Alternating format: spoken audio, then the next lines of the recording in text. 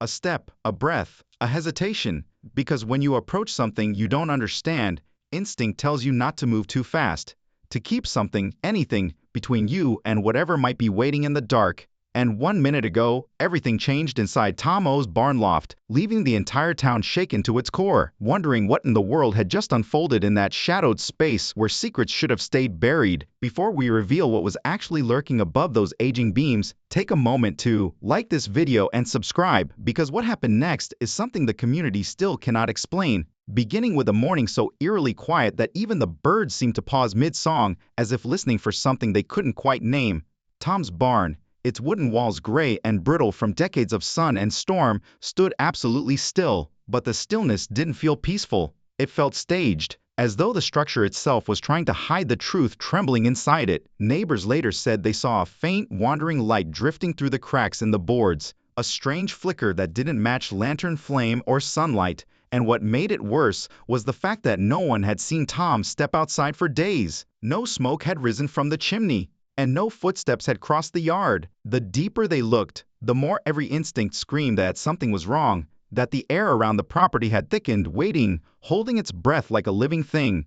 By mid-morning the unease had spread, and a few neighbors gathered near the gate, noticing immediately that the latch was open, a detail so small yet so alarming because Tom never left that gate unlatched. And then they saw the ground, disturbed dirt, overlapping footprints leading in and out of the barn. Far too many tracks to belong to one person. Someone muttered they heard faint thuds inside, the kind of dull, weighty sound made when something heavy is dragged or lifted, while another insisted the noises weren't thuds at all, but muffled voices.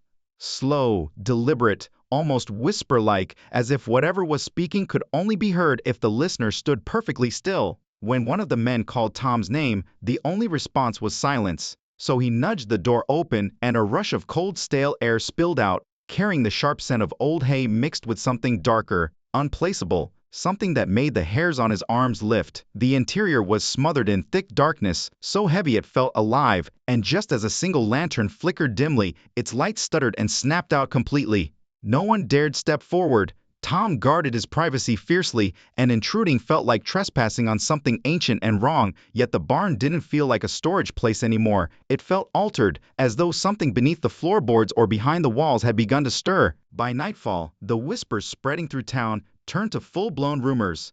Some claimed Tom had found something buried in the loft, something he was never meant to uncover. Others swore they saw a shadow moving back and forth behind the barn slats, a tall figure pacing slowly as though trapped or guarding something. As the sky turned black, curiosity began creeping past fear, leaving one chilling question hanging in the cold night air. What exactly was happening inside Tom's barn, and why had no one seen him leave? The next morning brought no comfort, only an even heavier stillness. The barn stood untouched, the fields around it silent, and even the animals avoided the area, circling wide as though sensing a boundary humans couldn't see. The door, once left slightly ajar, was now shut firmly, and no one knew who had closed it. Neighbors knocked on Tom's house door, receiving no answer. The echo of the knock lingered too long, hollow, unsettling, as if the walls swallowed sound rather than returned it. By midday, that unnatural quiet had crawled into everyone's bones, drawing a few townsfolk back to the property despite their dread. They spoke softly, glancing at the tiny loft window, a square opening layered in cobwebs, and that's when they saw it. Something dark shifting behind the webs, something that moved with intention, a shadow too solid to be imagination, too still to be a trick of light, and the longer they stared, the more certain they became that someone, or something, was up there watching them. So they waited for Tom, waited for an explanation, waited for footsteps, a voice, anything at all, but the barn remained mute. The sun dropped low, the sky dimmed, and still the silence held its grip, pressing against them until the world felt lopsided, unbalanced. As if the barn itself had slipped out of rhythm with the rest of reality. Not even the wind dared touch the trees. And beneath that suffocating stillness, one truth clung to everyone standing there. Whatever was happening inside Tom's barn, it had crossed the line between the ordinary and the unknowable. And something inside that loft did not want to be disturbed. So that night, when the sky was the color of old iron and the wind moved like something uncertain through the grass, a few men arrived carrying lanterns, each halo of light trembling across the barnyard dirt, as though even the fire itself feared what waited inside. They did not dare go in, but they stood with their backs tense and their breath held tight, listening to the kind of silence that presses against the ribs until the heart begins to pound in self-defense. And at first, they heard nothing at all, because everything was wrongfully quiet, until suddenly, from somewhere above their heads, a faint dragging sound slid across the loft boards, slow and deliberate, like something heavy being pulled with patient, dreadful effort. And the moment one of them stepped closer, letting his boot scuff lightly against the ground, that dragging stopped instantly, as if whatever was up there had heard him and decided to freeze. Panic crawled up their throats, and as they turned to leave, one man swore with a kind of seriousness only fear can shape, that he heard a voice from behind the door, a low, tired whisper of a single word, "Don't." They didn't wait to find out who or what spoke it. They bolted, stumbling through the dark, doors left swinging behind them, and by dawn, the barn stood alone again, indifferent as ever, but that whispered word clung to their minds like frost clings to glass, echoing through the hollow morning quiet, reminding them that something lived in that loft, something that didn't want them inside. The following evening the silence broke, but not in a way anyone hoped for, and just after sunset, two locals, trembling with equal parts fear and obsession, because sometimes fear doesn't push you away, sometimes it drags you back, decided to approach the barn again, carrying a lantern and the brittle courage that comes when the unknown becomes impossible to ignore. The air that night was damp, heavy with the scent of rain-soaked wood, and when they stepped toward the barn door, the planks beneath their boots creaked sharply, echoing like warnings into the darkness. They paused, listened, waited, first hearing only the whisper of hay shifting in the wind, and then, unmistakably, a slow rhythmic creak above their heads.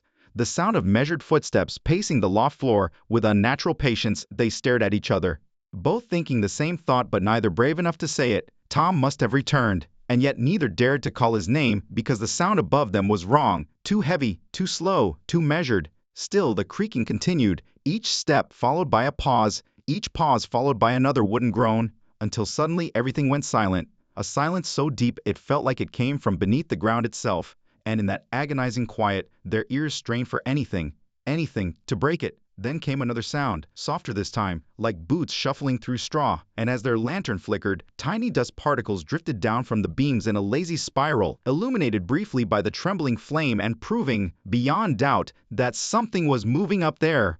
One of the men, his heart pounding so loudly that it muffled the world around him, lifted the lantern higher, pushing the light toward the loft opening, and the glow caught something, a shape, tall and still, half hidden in the far corner, watching them with an unreadable stillness that sent a bolt of terror through his body. He stumbled backward, unable to explain what he had seen, and when he tried to angle the light again, the figure shifted, slowly, unnaturally, then melted back into the darkness like water seeping into cracked earth. The barn grew dead silent again, except for the soft pops of cooling wood and the faint creak of rafters settling in the cold. The men backed away step by step, refusing to turn their backs on the place, because instinct screamed that whatever was up there should never be allowed out of their sight. The air felt colder now, as if the barn had exhaled after holding its breath for far too long. When they reached the gate, one man looked back, and through the loft window he saw it again, a faint glow moving slowly from one side to the other, like a lantern being carried by someone who shouldn't have been there at all, because everyone in town knew the rule: no one went into Tom's loft. Not friends, not neighbors, not even family. Tom never spoke of it. When someone once asked what he kept up there, he simply shook his head and changed the subject. So when those two men said they saw a figure and a lantern inside, the town didn't just call it strange, they called it impossible. By the next morning, a tense, choking quiet hung over the property, drawing more townspeople toward the fence, whispering nervously among themselves, staring at the barn as if expecting its walls to shift. The loft window, just a dull square of dusty glass, seemed ordinary at a glance, yet more than one person insisted they'd seen something behind it, a faint handprint pressed into the grime, the curtain shifting even though there was no wind, a darker shape lurking just past the corner of vision. The sheriff was finally called, though he arrived reluctantly because he disliked prying into Tom's business. But when a man disappears and his barn begins to breathe with unnatural sounds, even lawmen know when silence must be confronted. He stepped inside first, flashlight in hand, and its beams sliced through the stale darkness like a cold knife. Dust rose in swirling ghosts around his boots, the light easing across abandoned saddles, rusted tools, broken crates, and then, landing on the ladder that led straight up to the loft, straight into the darkness that had been watching everyone for days, straight into whatever waited above them, silent, patient and very much aware that it was no longer alone. The ladder looked older than the barn itself, its rungs darkened by age and by something else that clung to the wood like a memory no one wanted to name. Maybe stains, maybe time, maybe something stranger, but the sheriff couldn't decide which, as he called out Tom's name and listened to the silence swallow the sound whole. The ladder swaying faintly beneath the sweep of his flashlight, as though reacting to a breath that wasn't his. For a moment the air thickened, the walls seeming to lean inward, listening, tightening, and then a single sharp creak cracked through the stillness. Not the ladder this time, but a footstep above him in the loft. Slow, weighted, deliberate, the kind of sound that freezes the spine before the mind can catch up. Dust sifted down from the boards like powdered ash, catching in the beam of his light as he waited, searching the shadows for any shape that might reveal itself. Then another sound came, softer but undeniably real. Footsteps moving across the loft like someone pacing the edge of patience. The sheriff braced himself, one hand resting on the ladder, when something dropped from above with a dull, hollow thud beside his boot. He jerked backward and shone his light down, seeing a rope, frayed, knotted, old, and when he picked it up, he felt the impossible truth of it. It was warm, his face drained of color, and he whispered words no one outside could hear before stepping out of the barn, shutting the door hard behind him, and repeating the same warning Tom had always given, "Don't go up there." For 2 full days, the barn sat untouched, tension pooling around it like cold water, but curiosity, dangerous, restless, relentless, began to gnaw at the townspeople, until on the 3rd night, beneath a heavy gray sky swollen with rain, one man decided he couldn't stand not knowing anymore. He went alone, carrying only a small lantern whose glow cut through the dusty air in thin, trembling slices. The barn doors groaned as he pushed them open, every sound amplified by the suffocating quiet, each hinge, each bootstep, even the faint flapping of something loose above. He called Tom's name softly, half hoping the darkness would swallow the sound and leave him unanswered, and that's exactly what it did. The ladder waited in the shadows like an invitation or a warning. He hesitated, then climbed, each rung brittle beneath his weight, each step pulling him deeper into air that grew colder and heavier, dust drifting down like ghostly snowflakes onto his hands and jacket. Reaching the top, he lifted the lantern and froze. The loft floor was buried beneath decades of dust, thick enough to muffle sound, but something about the room was wrong, deeply wrong.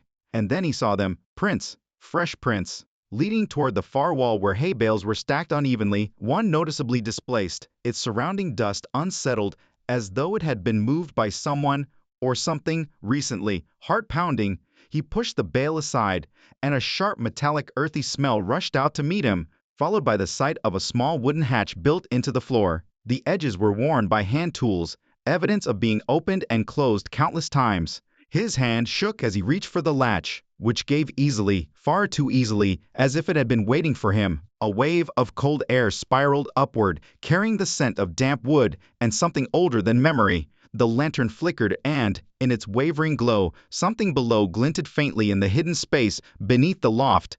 Before he could lean closer, a creak sounded behind him, slow, deliberate, familiar, and he spun around, light trembling wildly, but he saw nothing except swirling dust where something had clearly just stood. Suddenly the hatch slammed shut with violent force, the impact rattling the entire loft, and instinct took over. He fled down the ladder, dropping the lantern halfway and stumbling into the night, without once looking back. By morning, his story spread through town like wildfire. The hatch, the prints, the shadow, the cold air rising from below, and soon no one could ignore the barn any longer. The sheriff tried to keep people away, but fear mixed with curiosity until a small group gathered at first light, carrying ropes, lanterns, and a determined need to face whatever hid in that loft.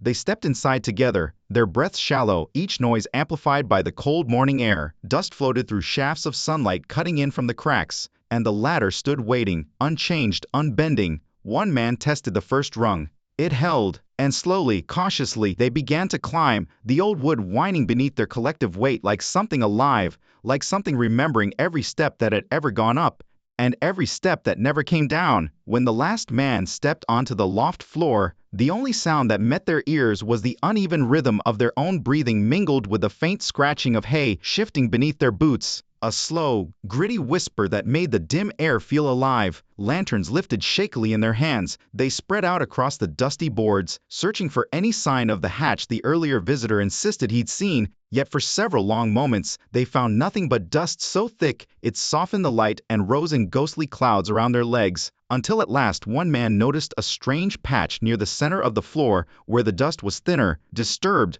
almost as though fingers had swept it aside. He knelt, tapped the boards, and the hollow thump that answered him made every man freeze in place. Something was definitely beneath them. Exactly as the frightened witness had described. Working together, they wedged their fingers into the cracks, pulling the boards free in stiff heaves, until finally the hidden hatch lifted, releasing a cold rush of air that breathed up through the opening, like the first exhale of something that had been waiting in the dark. Their lantern flames flickered wildly as they peered into the narrow pit below, a space carved with unsettling precision, its walls smooth and deliberate, shaped by hands that had worked patiently for years. One man lowered his lantern into the void, the light revealing nothing at first but dark soil and warped wood, until suddenly the beam caught the corner of something wrapped tightly in clean, pale cloth, stark against the earth like an intruder. They tied a rope around one man's waist and lowered him into the pit, his boots scraping against the packed walls as he descended. And when he reached the bottom, he crouched beside the wrapped object, brushing away the dirt until he could lift it,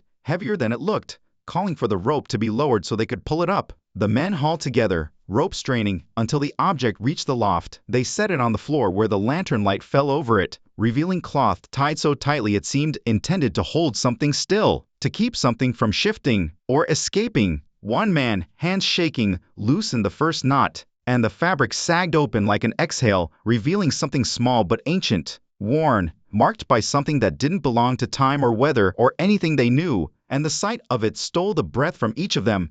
Just as someone whispered a question, a deep knock echoed through the floor. One single deliberate thud from below, as though something beneath the hatch had delivered a warning. They stumbled back in shock, lanterns trembling so violently the light fractured across the walls, and the loft fell into a silence so heavy it felt physical, as if the entire barn were bracing for movement. No one wanted to touch the object again. It lay between them like a secret dragged unwillingly into the light. The cloth curled beside it as if someone long ago had wrapped it carefully and prayed no one would ever disturb it. A thin dread crept through the loft, tightening the air as they circled the object, boots sinking into dust untouched for decades. The first man who dared to kneel brushed away a smear of grime and revealed a carved symbol beneath it, curves and lines etched with intention, but belonging to no language any of them recognized. Yet the second they saw it, a heavy pressure settled in their chests, thick and foreboding. One man whispered that they should put it back, another murmured it was meant to stay buried.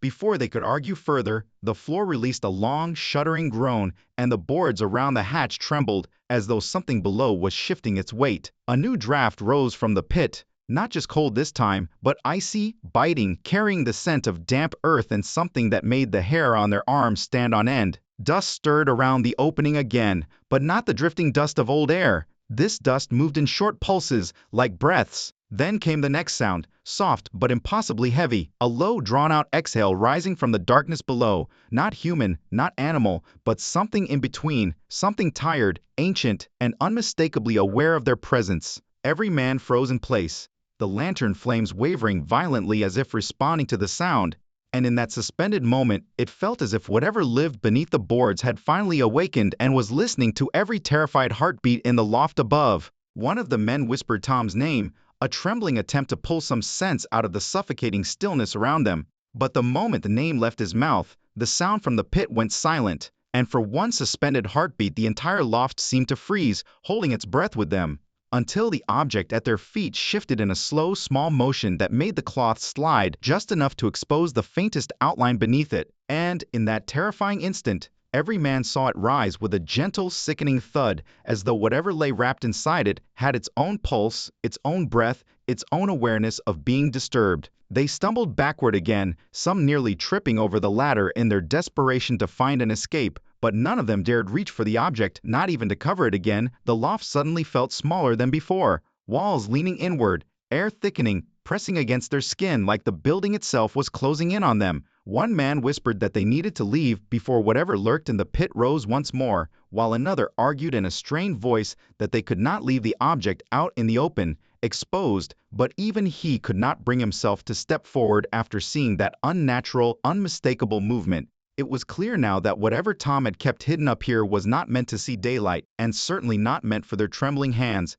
Yet now it was unwrapped, exposed, and something buried deep beneath a loft had undeniably noticed. By the next morning, whispers spread across town like wildfire, twisting into rumors that something wrapped, carved, and breathing had been found in Tom's loft, and that it moved with a pulse no living creature could claim. But the true terror wasn't the object at all. It was Tom's absence. Because day after day passed with no sign of him walking the road, feeding the horses, or even cracking open his door to breathe fresh air. His house stayed locked tight, curtains pulled, and his truck sat in the same place under a growing layer of dust and fallen leaves, as though he had vanished gently, silently before anyone realized he was gone. At dawn, a small group returned, hoping to find him or at least find a clue he meant to leave behind. But the moment they stepped onto his property, they felt something wrong in the air. A heaviness, a watching presence that seemed to linger around the barn like a cold fog. The loft window, once covered in years of undisturbed dust, now showed a long smear across the glass, like a hand had dragged slowly across it from the inside, and the uneven streak made every man stiffen with dread. They called Tom's name again and again, but their voices died quickly, swallowed by the tight air around the barn, and not even the wind dared respond. They searched the woods behind the house, checked the creek bed, walked the trails Tom often used, but the only footprints they found were a faint set leading toward the barn, ending exactly at the door, with nothing leading away, as if he had walked inside and never taken another step out. When they circled the barn again, one man spotted a bit of fabric caught under the lower boards, torn, darkened by dirt, and unmistakably from a shirt like the ones Tom always wore, but it was ripped as though it had been snagged or yanked violently by something sharp, and the sight drained the color from their faces. They crouched to examine it without touching it, because they had learned not to touch anything from that loft, eyes drifting upward to the loft window, the hidden hatch, the pit beneath it, and that awful breathing thing. One whispered maybe Tom had tried to hide the object before it moved again. Another wondered aloud if he had gone up there alone, or if he had never made it back down. A quiet horror settled over them as the realization grew heavy. If Tom had climbed that ladder alone, then where was he now? The question hovered in the cold air while the floorboards above remained silent. Yet as they turned to leave, one man swore he saw a shadow pass behind the loft window, slow, deliberate, as if someone stood just out of sight. He whispered Tom's name one last time, but the window darkened, and the barn answered instead with a deep, resonant creak, not from wind or age, but from weight shifting inside. The men backed away, step by step, until the barn disappeared behind the trees, a dark, brooding shape in the morning haze. Tom was gone, and the trail ended at that loft, and whatever was moving inside that barn now was not giving him back. What do you think happened inside that loft? Share your thoughts below, and don't forget to like, share, and subscribe for more stories that linger long after the final word.